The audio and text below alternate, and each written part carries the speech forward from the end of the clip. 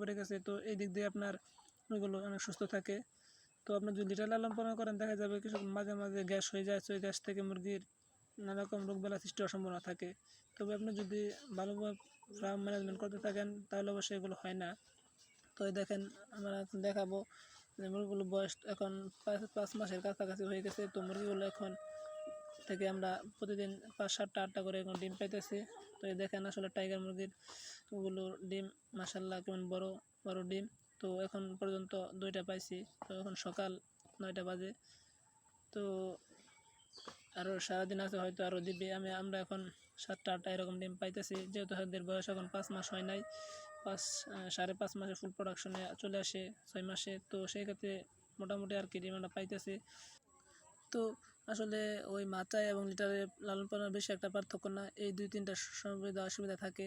না, লিটার খরচটা মাটিতে করলে একটু বাড়বে এবং আপনাকে একটু সময় দিতে হবে, মুরগির পেছনে পরিশ্রম একটু বেশি করতে হবে এবং মুরগিগুলো খেয়াল একটু বেশি রাখতে হবে যে কোনোভাবে লিটারে গ্যাস না হয়ে মুরগিগুলো সমস্যা না হয়। আর মাচায় লালন পালন করলে আপনার কোনো এরকম লিটারে কোনো ঝামেলা নাই, লিটারে কোনো খরচ নাই। তো এই ক্ষেত্রে আপনার গ্যাস হয়ে কোনো সমস্যা এরকম হওয়ার সম্ভাবনা থাকে না।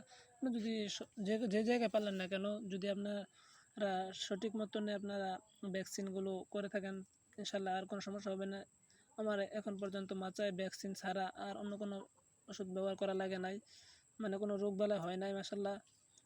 ও সেই ক্ষেত্রে কোনো ওষুধ ব্যবহার করা নাই। আমি নিয়মিত ভ্যাকসিনগুলো যেহেতু কমপ্লিট করেছি এবং যে ভিটামিন দেওয়া লাগে মাঝে মাঝে সেইগুলো দিয়েছি, তাই আর কোনো রোগবালাই এখন পর্যন্ত হয় নাই। আপনাদের দোয়ায় মুরগিগুলো সুস্থ আছে। তো এই দেখেন একটা মুরগি ধরার চেষ্টা করি, তো এদেরকে ধরা আসলে অনেক ঝামেলা। আর চঞ্চল মুরগিগুলো অনেক এমন লাফায়, অনেক দৌড়ায়, তো ওদেরকে ধরা ঝামেলা।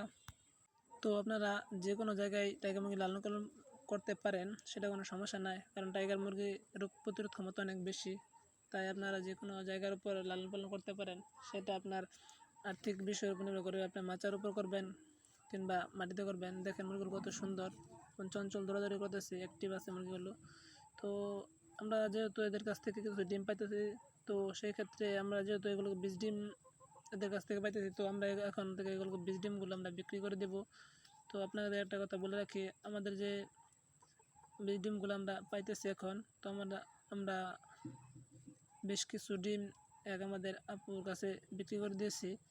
তো আপনারা চাইলে আমাদের কাছ থেকে টাইগার মুরগির বীজ ডিম নিতে পারেন। তো বীজ ডিম নেওয়ার জন্য